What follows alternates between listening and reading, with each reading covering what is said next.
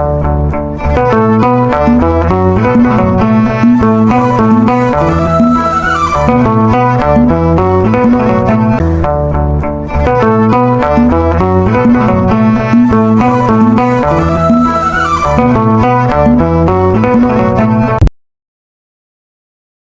አብ ወወልድ ወመንፈስ ቅዱስ አሐዱ አምላክ አሜን። ውድ የክርስቶስ ቤተሰቦች እንደምን ሰነበታችሁ? እንግዲህ ከዚህ ቀደም ባለው በመጀመሪያ ክፍላችን የብፁዕ ቅዱስ አቡነ ሽኖዳ ሳልሳይ የግብጽ ፓትርያርክ የሆኑትን ማለት ነው የዲያብሎስ ውጊያዎች የሚለው መጽሐፋቸውን ጀምረን ነበረ። በመጀመሪያውም የቪዲዮአችን ክፍል እንግዲህ መንፈሳዊ ተጋድሎ ማለት ምን ማለት እንደሆነ ተነጋግረናል። ዛሬ ደግሞ ከዛሬ ጀምረን የዲያብሎስ የውጊያ ባህሪያት ምን ምን ናቸው፣ እኛን ሲዋጋን በምን አይነት ባህሪዎች ይዋጋናል የሚለውን ከመጀመሪያው ጀምረን እንግዲህ ከዛሬ ጀምረን እንነጋገራለን። ዛሬ የመጀመሪያውን አንደኛውን ክፍል የምናይ ሲሆን በቀጣይ ደግሞ ሌሎቹን ክፍል እንቀጥላለን። ሌሎች ክፍሎች እንዲደርሷችሁ እንዲሁም ቻናላችንም አዲስ ስለሆነ ለዩቲዩብ ቻናሉ አዲስ የሆናችሁ ሰብስክራይብ በማድረግ ጀምሩ ማለት ነው። ቀጥታ ወደ ሀሳባችን እንሄዳለን። አንድ ዓለማዊ ወታደር ተጋጣሚው ጠላቱ ያለውን የውጊያ ስልት ማወቁ ለድል እንደሚያበቃው ሁሉ እኛም እንግዲህ በእኛ ባለን የህይወት ልምድ ሳይሆን አባቶቻችን በነገሩንና ባስቀመጡልን የህይወት ልምድ መሰረት የዲያብሎስን የውጊያ ባህሪያት እኛን የሚዋጋበትን መንገዶች ማወቃችን ከእግዚአብሔር ቸርነት ጋራ ተዋግተን ድል እንነሳው ዘንድ እንዲሁም በፈተና ብንወድቅም እንኳን በንስሐ ህይወት ተመልሰን እንነሳ ዘንድ ስለሚረዳን አባቶቻችን ባስቀመጡልን መልክ እኒህን የውጊያ ባህሪያቶችን ማየታችን ለእኛ ትልቅ ጥቅም አለው ማለት ነው።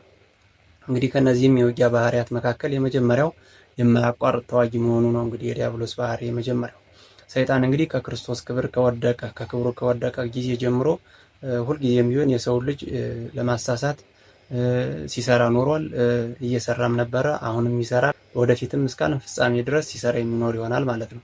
አዳምንና ሔዋንን ከመፈተኑ በፊትም እንኳን ቢሆን እንግዲህ ቀደምት የነበሩ ሊቃነ መላእክትን ፈተናን አቅርቦ በፈተና የወደቁትን በተሳሳተ ስብከቱ የተሳሳቱትን የውድቀቱ ተባባሪና አብረው የሚወድቁ አጃቢዎቹም አድርጎ ይዟቸው ወድቋል ማለት ነው።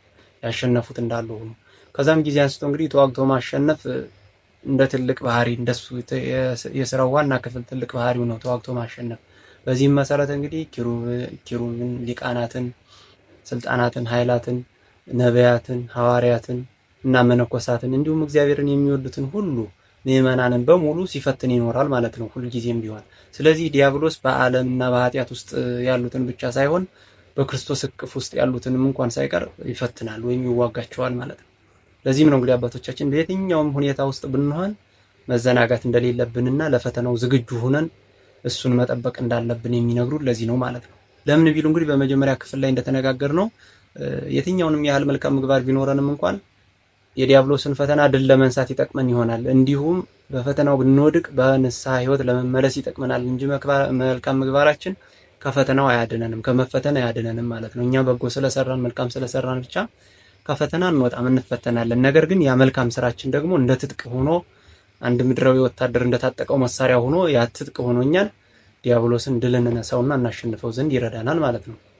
ለዚህም እንግዲህ መጽሐፈ ኢዮብን ከመጀመሪያው ምዕራፍ አንስተን ብናነበው እግዚአብሔርን ሕግ ጠብቆ የሚኖር ደግ ሰው የነበረ አባታችን ኢዮብን እንግዲህ ዲያብሎስ በተለያየ ጊዜ ከባድ የሚባል ፈተናዎችን እንደፈተነው እናገኛለን። በሌላ ቦታ ደግሞ በመጽሐፈ ሳሙኤል ሁለተኛ ምዕራፍ 11 ላይ ንጉስ ዳዊት ደግሞ የሰራውን በደል ማግኘት እንችላለን።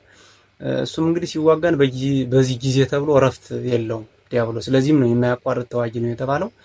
በዚህ ጊዜ ተብሎ የውጊያ እረፍት የለውም ዲያብሎስ። እንደ ሰውም ድካም የለበትምና ተፈጥሮ እንደ መላእክት ስለሆነ እንደ መላእክት ጥንካሬና ኃይል ስላለው ያለ ማረፍ ያለ ማቋረጥ ሁሌም ቢሆን እኛን ይዋጋናል ማለት ነው። አብዛኞቻችን እንግዲህ እንደምናውቀው መንፈሳዊ ህይወታችን የኛ ጠንካራ የሚሆነው በጾም ወቅት ብቻ ነው። በጾም ወቅት ብቻ ማለት ነው። ይህ ጾም ሰዓት እንግዲህ እንዳለቀ ወደ ስጋዊ ህይወታችን ሙሉ በሙሉ እንመለሳለን። ይህ ማለት ወደ ስጋዊ ህይወታችን መመለስ የለብንም፣ ስጋዊ ስራዎችን መስራት የለብንም ማለት ሳይሆን ወደ ስጋዊ ህይወታችን ስንመለስ ሙሉ ለሙሉ መንፈሳዊ ስራችንን ትተን መሆን የለበትም። ዲያብሎስ እንግዲህ ሲፈትነን የነበረው ፈተና በጾም ወቅትም ሲፈትነን የነበረውን ጾሙ ካለቀ በኋላም የሚያቋርጥ አይሆንም፣ ይቀጥላል ማለት ነው። ምክንያቱም የማይደክመውና የማያቋርጥ ተዋጊ ጠላት ስለሆነ ያለን ምድራዊ ስላልሆነ ፈተናውን ጾም ካለፈ በኋላም ቢሆን እንኳን ይቀጥላል ማለት ነው። እንግዲህ አንድ ጠላት ያለበት ምድራዊ ወታደር ጠላት ያለበት ትጥቁን ፈቶ ቢያስቀምጥ ለምርኮና ለሞት ለሽንፈትም እንደሚዳረግ ሁሉ እኛም በማንኛውም ሰዓትም ቢሆን ትጥቆቻችንን ጾምን፣ ጸሎትን፣ ስግደትን፣ ምጽዋትን እነዚህን ፈተን ካስቀመጥን ከተዘናጋን መንፈሳዊ ስራዎቻችንን ላፍታም ቢሆን ፈተን ካስቀመጥን በዲያብሎስ ለመሸነፍና ለሞትም ለነፍስ ሞትም እንዳረጋለን ማለት ነው። እንግዲህ ማድረግ ያለብን ነገር በጾም ወቅት ስናደርጋቸው የነበሩ ነገሮችን ጾም በሌለበት ወቅትም የበለጠ አጠንክረን መቀጠል ነው እንጂ ማቋረጥ የለብንም ማለት ነው። ሌሎችን ከጾም ውጭ ያሉ ስራዎችን መንፈሳዊ ስራዎችን ጾም ካለቀ በኋላም በርትተን እንደገና መቀጠል አለብን። ለምሳሌ ምጽዋትን በጾም ብቻ የምንሰጥ ከሆነ ነዳያንን እና የተቸገሩ ሰዎችን እግዚአብሔር እነሱን ተመጽዋች እኛን ደግሞ መጽዋች አድርጎ ሲፈጥረን የምንሰጠውን ገንዘባችንን፣ ጸሎታችንን፣ ጉልበታችንን ማንኛውም የምንሰጠውን ነገር በጾም ወቅት እንድንሰጣቸው ብቻ ሳይሆን በማንኛውም ሰዓት ቢሆን ለነሱ እንድንመጸውትና እንድንሰጥ ነው። እንግዲህ ነዳያንን ለኛ ሰርተን ለነሱ ሰጥተን እንድንጸድቅ እግዚአብሔር ያስቀምጣልን ማለት ነው። ይህንም ሲባል እንግዲህ በጾም ወቅት የሚሰጡትን ሰዎች ትክክል አይደሉም ማለት ሳይሆን በጾም ወቅት እንደምንሰጠው ጾም ካለቀ በኋላም እንኳን እንዳንድ መንፈሳዊ መሳሪያ አድርገን እኛ ልንጠቀምበትና ልንሰጥ ይገባል ለማለት ያክል ነው። ምክንያቱም ምንድነው ዲያብሎስ እኛን በማንኛውም ሰዓት ሳያቋርጥ ስለሚዋጋን እኛም መንፈሳዊ ስራዎቻችንን ማቋረጥ የለብንም ለማለት ያክል ነው። ይህን እንግዲህ የማያቋርጥ የዲያብሎስ ፈተናና የእኛን ስንፍና ሲናገር እንግዲህ ታላቁ መምህር ቅዱስ ዮሐንስ አፈወርቅ አምስቱ የንስሐ መንገዶችና ሌሎችም የሚለው መጽሐፉ ላይ አንድ ሐሳብን አስቀምጦ እናገኛለን። እንግዲህ ቀጥታ መጽሐፉ ላይ የተጻፈውን ሐሳብ ሳነብላችሁ ይህን ሐሳብ ሳስብ ይደንቀኛል ይላል። ዲያብሎስ እኔን ድል ቢነሳ የሚጠብቀው ቅጣት ነው። ዲያብሎስ ድል ቢነሳ ቅጣት እንጂ እንደኔ ሽልማት የለውም። ዲያብሎስ ድል በመንሳቱ የሚደርስበት የቅጣት ቅጣት ተደርጎ ባለፈ ነገር አንስቼ አሳይሃለሁ፣ አንተም ስማኝ ይላል። ዲያብሎስ አዳምን አሳሳተው፣ ድልም ነሳው። ምንስ ተሸለመ ብለህ ጠይቃል። መልሱንም በዘፍጥረት ምዕራፍ 3 ቁጥር 14 ላይ ታገኘዋለህ። ቃሉም ምን ይላል መሰለህ? አለ በሆድህ ትሄዳለህ፣ አፈርንም በሕይወትህ ዘመን ሁሉ ትበላለህ ይላል። እንዲህ ብሎ የረገመው ዲያብሎስን ሳይሆን ግዘፍ አካል ያለውን እባብን ነው። ያም ማለት ዲያብሎስ ያደረበትን እባብን ማለት ነው። እንግዲህ ተመልከት ወዳጅ፣ እግዚአብሔር በግዘፍ አካል ያለውን እባብን እንዲህ ያለ የከበደ ቅጣትን ከቀጣው በእርሱ ላይ አድሮ አዳምን ያሳተውን ዲያብሎስማ እንዴት ይቀጣው ይሆን ይላል። ማደሪያው እባብ እንዲህ አይነት ፍርድ ተፈርዶበት ከሆነ በእባቡ አድሮ ያሳሳተው ራሱማ እንዴት ከባድ ነገር ተፈርዶበት ይሆን ይላል። እንግዲህ በሰው ሰውኛው ስናስበው አንድ አባት ልጁን የገደለበትን ሰው ቢያገኘው እርሱን ገድሎ ዝም አይልም፣ ይልቁንም የያዘውን መሳሪያም ይሰባብርበታል እንጂ። ነገር ግን መገንዘብ ያለብን ነገር ሰውየው ከመሳሪያው ማብለጡ የሚቀጣው ገዳዩን ነው፣ ማለትም መሳሪያውን የተጠቀመበትን ሰው ነው። ልክ እንደዚሁም እግዚአብሔር ዲያብሎስ የተጠቀመበትን መሳሪያውን እባብን እንዲህ ከቀጣው ዋናውን ገዳዩን እና አሳሳቹን እንዴት በከባዱ ይቀጣው ይሆን ይላል። አሁን እስኪ አንድ ጥያቄ ልጠይቃችሁ አለቀጥሉ። ዲያብሎስ እኛን በማሳቱ ይህን ያክል ከባድ ቅጣት የሚጠብቀው ሆኖ ሳለ ዘወትር እኛን ለማሳት እንቅልፍ አይተኛም።